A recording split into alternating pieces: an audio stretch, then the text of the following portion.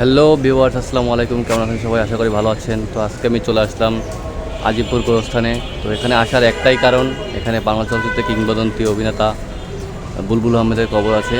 তো চলেন আমরা দেখি তার কবর।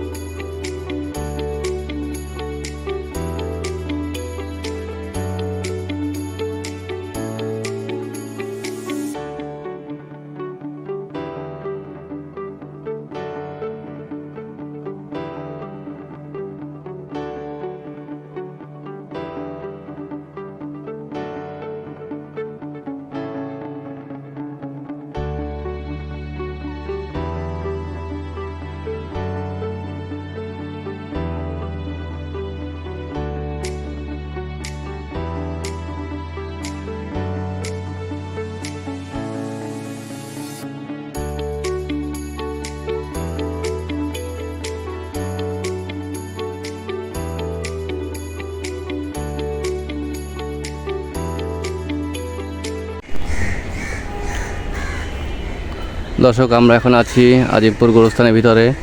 তো আমরা আসলাম যে বুলবুল আহমেদের কবর দেখার জন্য। তো এই হলো যে আপনার যে বুলবুল আহমেদ, বাংলাদেশ চলচ্চিত্র কিংবদন্তি অভিনেতা বুলবুল আহমেদের কবর। আপনার দেখাই ভালো মতো দেখেন।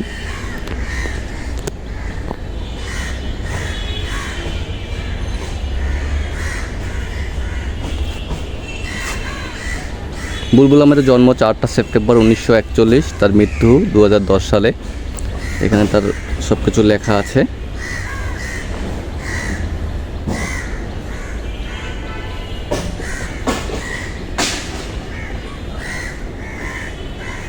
এই যে আপনাদের ঘুরে ঘুরে দেখাই আজিমপুর গোরস্থানের ভিতর।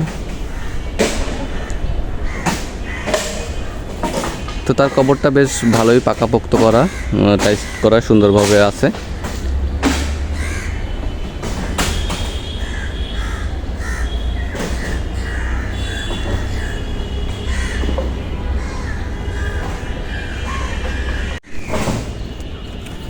তো বুলবুল আহমেদ ছিল বাংলাদেশ চলচ্চিত্রের একজন অত্যন্ত মেধাবী এবং গুণী অভিনেতা। তার আসল নাম ছিল তবারক আহমেদ। তিনি ঢাকা বিশ্ববিদ্যালয় থেকে ইতিহাস বিভাগ নিয়ে মাস্টার্স কমপ্লিট করেন।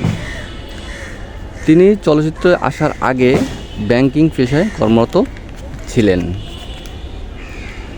তিনি বাংলা চলচ্চিত্রে অসংখ্য সিনেমা করেছেন এবং এর পাশাপাশি অসংখ্য সিনেমা পরিচালনাও করেছেন। তিনি চলচ্চিত্রের একজন অতি গুরুত্বপূর্ণ ব্যক্তি ছিলেন। তার মৃত্যুতে চলচ্চিত্রের অনেক অপূরণীয় ক্ষতি হয়ে গেছিল। আজকে সেই এমনই এক গুণী ব্যক্তিত্বের কবরের সামনে আমি এসেছি এবং আপনাদের সাথে তা শেয়ার করতেছি। এ হলো আজিমপুর গোরস্থানের ভিতরে আমি আছি।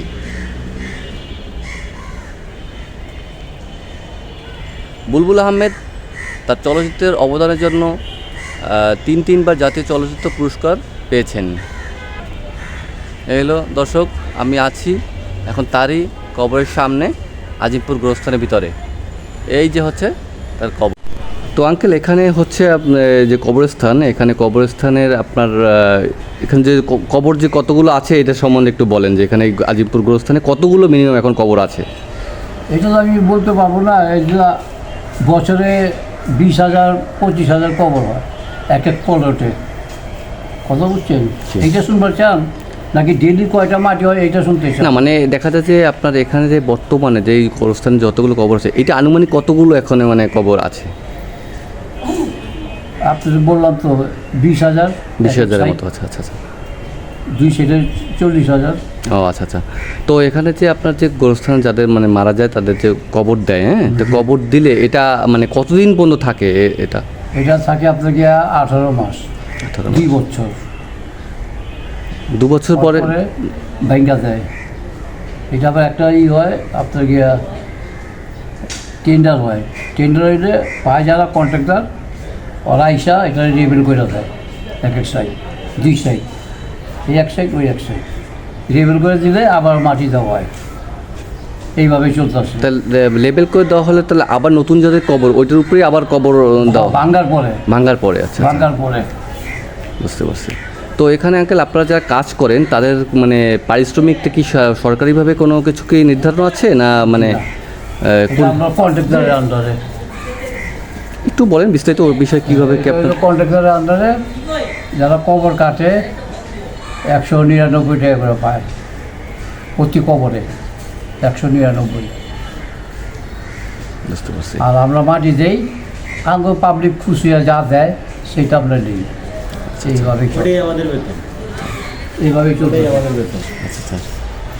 তো ভাইও কি এখানে না? জি ভাই। আচ্ছা, তো ভাই এখানে আপনারা যে আছেন মানে কতদিন পর্যন্ত আপনারা এখানে আছেন আর কি? আমি আছি 1 বছর। 1 বছর পর্যন্ত না? ও, তাহলে আপনিও মানে এখানে যে এই যে মানে কবরস্থানে কাজ করেন মানে আপনার কাজের সিস্টেম মানে কত টাইম কাজ করেন মানে কখন থেকে মানে কখন পর্যন্ত? আমরা চলো 8 ঘন্টা ডিউটি আমাদের। 8 ঘন্টা না? জি। 8 ঘন্টা বলতে আপনার সকাল 6টাতে 2টা পর্যন্ত, 2টাতে রাত 10টা পর্যন্ত, 2 ঘন্টা ওভার টাইম আছে, 12টা পর্যন্ত থাকে। 2 ঘন্টা ওভার টাইম, 4 জন লোক থাকে ওই সময়। যে 10টার পরে যে লাশগুলো আসে 4-5 জন লোক থাকে, ওরা দহন করে। তো এখানে যারা আর কি কবর দেয় এবং যারা মানে এটা পরিচর্যার জন্য মানে আপনাদের সাথে কন্ট্যাক্ট রাখে শুধু তাদের কবরটাই মনে হয় ওইভাবে থাকে না? দেখলাম অনেকের কবরে এইরকম সাইনবোর্ড ঝুলানো থাকে। সাইনবোর্ড প্রতিটা কবরই আছে। প্রতিটা কবরে আছে। কবরে। ও যখন আপনার ওই যে হবে 18 মাস তারপরে আর কি ওটা। ওইটার পর আরেকটা দেয়।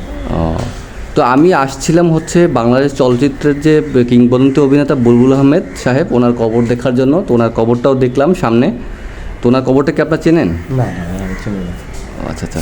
না, এটা হচ্ছে যে ওই যে চলচ্চিত্র অভিনেতা বুলবুল আহমেদ আছে না, তো বুলবুল আহমেদের কবরটা নাম পাইছি। আমাদের কবর সামনে। হ্যাঁ হ্যাঁ হ্যাঁ হ্যাঁ, আমি দেখছি ওই কবরটা দেখছি। দেখছেন না? হ্যাঁ হ্যাঁ হ্যাঁ, কবরটা দেখছি। আর আপনাকে ইয়ার কবর হলো ওইখানে, এই যে কিছুদিন আগে মারা গেল না, নামটা জানি কি, ওই যে হিন্দুর থেকে মুসলমান হইল যে প্রবীণ মিত্র ওনার কবরস্থান এইখানে। হ্যাঁ? ওর মাথায়। আচ্ছা, ঠিক আছে। হ্যালো। তো ঠিক আছে ভাই, আপনারা আপনার মূল্যবান সময় ব্যয় করে আমাদের সময় দিচ্ছেন, এজন্য অসংখ্য ধন্যবাদ। তো আমাদের চ্যানেলের জন্য কিছু একটা বলেন। আমি হচ্ছে যে আপনার এসকে লিমন ইউটিউব চ্যানেল থেকে আসছি, তো আমার চ্যানেলের জন্য কিছু একটা বলেন। বাইরে লাইক দিন, শেয়ার করেন। তো হ্যালো ভিউয়ার্স, তো আমি আজকে এখন ছিলাম আজিমপুর গোরস্থানের ভিতরে। তো আজিমপুর গোরস্থানের বিষয়ে ভিডিও মোটামুটি দিলাম, আপনাদের সাথে যতটুকু সম্ভব তথ্য শেয়ার করার চেষ্টা করলাম। তো আপনাদের যদি আমার এই চ্যানেলের কথাগুলো ভালো লেগে থাকে নতুন হিসাবে, তো সবাই আমাকে সাপোর্ট করবেন, ভালোবাসবেন এবং বেশি বেশি ভিডিও দেওয়ার জন্য চ্যানেলটিকে লাইক করবেন, সাবস্ক্রাইব করবেন এবং বেল বাটন বাজিয়ে আমার পাশে থাকবেন। তো এটাই আপনাদের কাছে আমার প্রত্যাশা। সবাইকে আসসালামু আলাইকুম।